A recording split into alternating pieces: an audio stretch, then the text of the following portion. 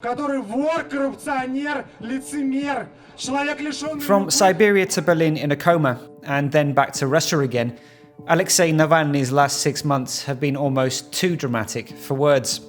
Now the arc has turned once again towards justice. Russian justice. More exactly, 2 years and 8 months in a corrective labour camp. Jail time was a given even before Judge Natalia Repnikova read out her sentence.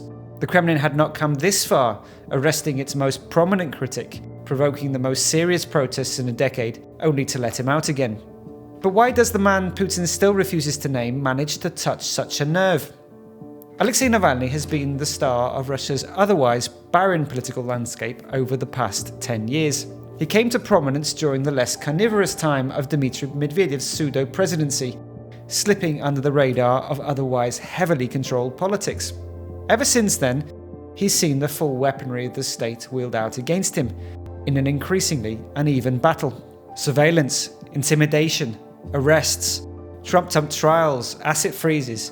Navalny's counterfire has been of a different variety. Charisma, wit, and biting irony. His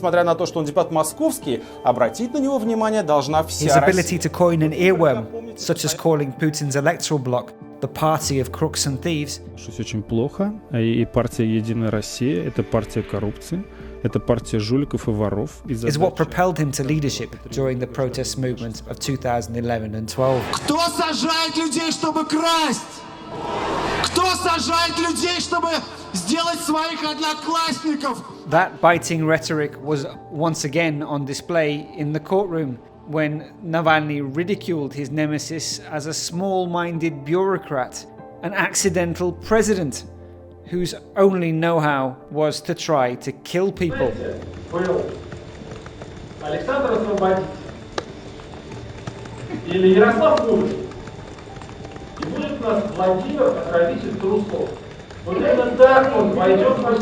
But beyond the razor-sharp words, what does Alexei Navalny actually stand for? Since entering politics in 1999, the Putin critic has come full political circle. In his early years, he presented as a lawyer and liberal politician. Later, he was a swashbuckling anti-corruption blogger. But in between, he flirted with Russian nationalism in a way that still leaves many liberals feeling queasy. Navalny's nationalism was always of the small N variety.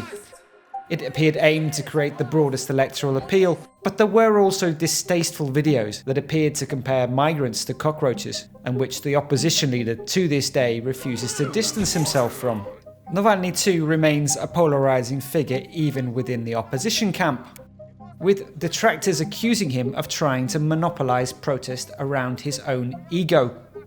They say he's inflexible, brash, unwilling to compromise. Так же, как и вы, я никогда не сдамся и никогда не уйду. But it's arguably exactly those qualities that have allowed Navalny to thrive as the guerrilla politician of his age. Those who fall under the Kremlin's line of fire generally have to make a choice: compromise or crack. But Navalny is the man who never took those hints. He chose a third way. With every challenge, he increased the stakes.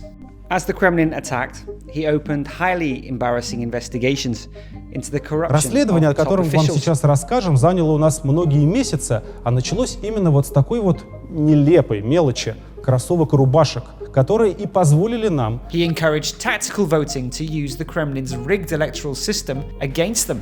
Завтра у нас первая попытка организовать настоящее коллективное действие. Умное голосование. Это просто договор. Организованное выступление против монополии Единой России. У каждого из нас в руке. He founded a network of regional offices that now rivals the ruling party.